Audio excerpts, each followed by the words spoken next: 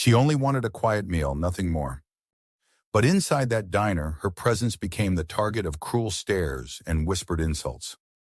What happened next wasn't just an act of bullying. It was a moment that revealed the darkest side of prejudice. Minutes later, the silence of the diner shattered when unexpected figures walked through the door, and everything changed. Would those who mocked her finally face the consequences? Or would injustice win again? It was supposed to be an ordinary afternoon. The small-town diner buzzed with the usual clatter of dishes, the smell of coffee drifting through the air, and the hum of casual conversation. At one corner table, a young woman named Emily settled in quietly. Born with a disability that made her walk unsteady, she had grown used to the way strangers sometimes looked at her. But today, she hoped for nothing more than a warm meal and a moment of peace. Emily's life had never been easy.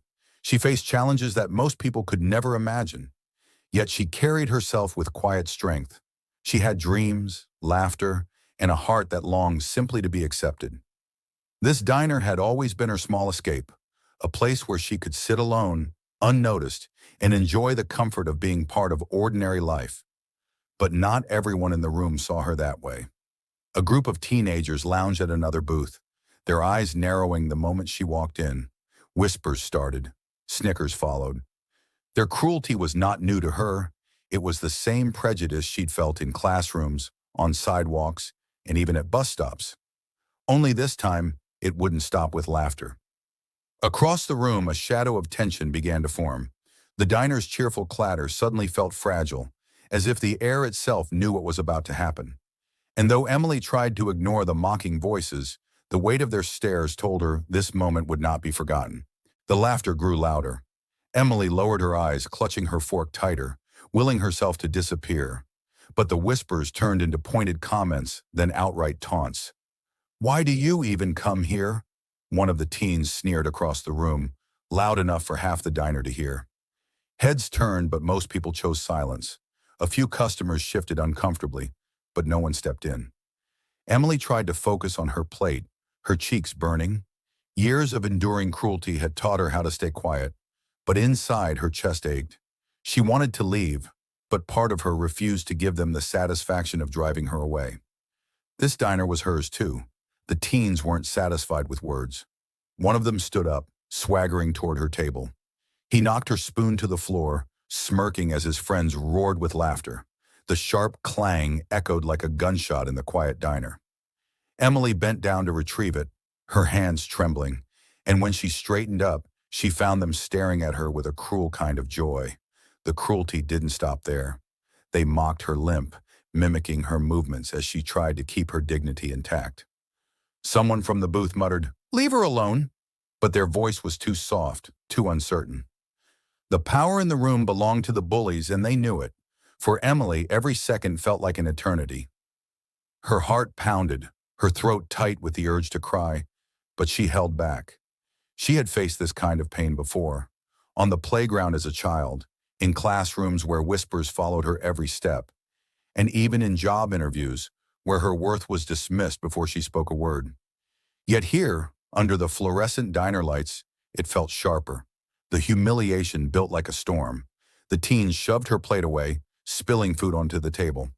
A hush fell over the room as the other diners froze in uneasy silence. No one dared to move. It was as if the whole place had agreed that Emily's suffering was easier to watch than to confront. Then, as though fate itself were watching, the sound of heavy engines rumbled outside.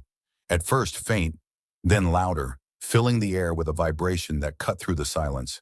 Heads turned toward the window as chrome and leather blurred past.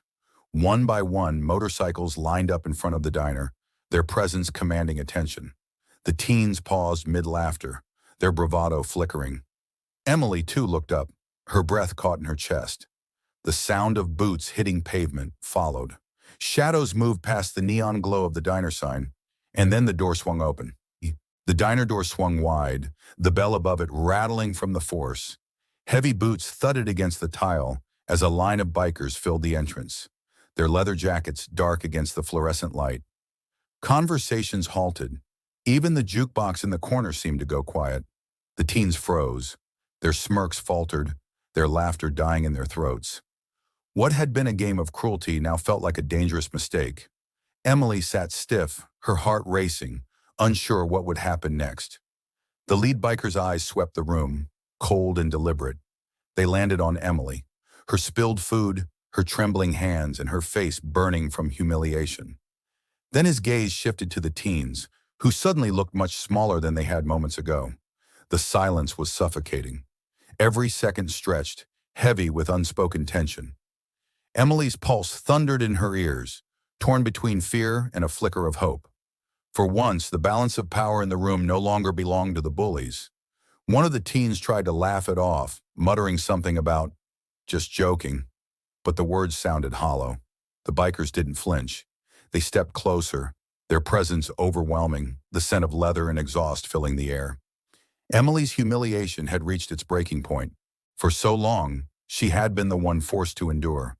The whispers, the stares, the prejudice that clung to her everywhere she went. But here, in this moment, she wasn't invisible. She wasn't alone. The tension snapped like a wire pulled too tight.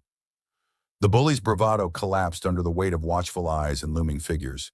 Every diner patron felt the shift. The moment cruelty was confronted, and silence could no longer hide it. And in that fragile, suspended instant, the entire diner waited to see what would happen next. The bikers didn't need to raise a hand. Their silence, their sheer presence, spoke louder than any threat. One by one, the teens' arrogance dissolved, their smirks replaced with fear. They backed toward their booth, muttering excuses, their laughter gone. For the first time that day, Emily was no longer the object of mockery. She was the one they avoided. A biker quietly pulled a chair from the next table and slid it toward her, setting her plate back in place. No words were exchanged, but the message was clear. She belonged there. The bullies didn't. The room shifted. Diners who had been silent now met Emily's eyes with quiet nods, as if ashamed they hadn't spoken sooner. For Emily, it was more than a moment of protection. It was proof that cruelty could be stopped, that even in the darkest moments, justice could find a way to walk through the door. Yet the weight of what had happened lingered. How many times before had prejudice gone unchecked? How many times had silence enabled the cruelty? This wasn't just about one girl in a diner. It was about a pattern that stretches far beyond those walls, about every person mocked, excluded, or targeted for being different. Whether because of disability, race, or background, the story is painfully familiar.